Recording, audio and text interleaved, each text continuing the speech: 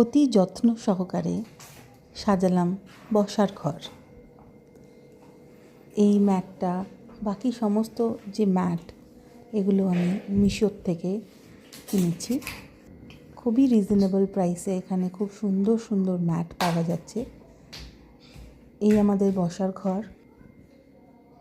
এখানে একটা ছোট্ট গণেশ ঠাকুর আছে, মাটিতে একটা বিছানা করা আছে, কেউ যদি এসে বসে তার জন্য।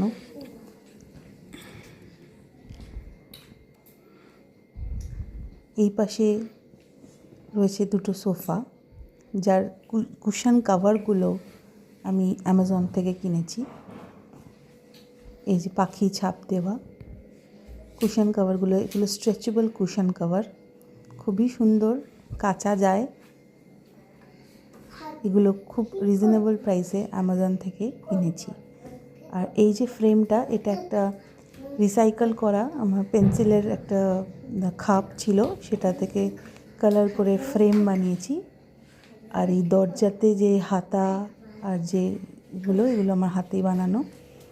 আর এই ম্যাটটাও কিনেছি মিশোর থেকে, ঘরের দেওয়ালের সঙ্গে ডিজাইন ম্যাচ করে কিনেছি। এর সাথে সাজিয়েছি একটা মাটির ফুলদানি, রাখবার জায়গা কিন্তু এখনও গাছ বা ফুলদানি কোনোটাই কেনা হয়নি। এই জায়গাটা করা এখনও বাকি। পর্দা টাঙানো হয়ে গেছে। এটা আমাদের বড় সোফাটা, তার সাথে একটা গোল ছোট্ট টেবিল, এটাও মাটির।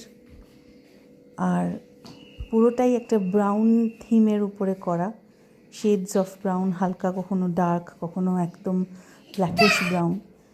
বর্ডারগুলো নানান রকমভাবে চেষ্টা করেছি ঘরটাকে সুন্দর করে তোলার। অনেক দিনের আশা নিয়ে এইভাবে সাজালাম ঘরটা। Thank you.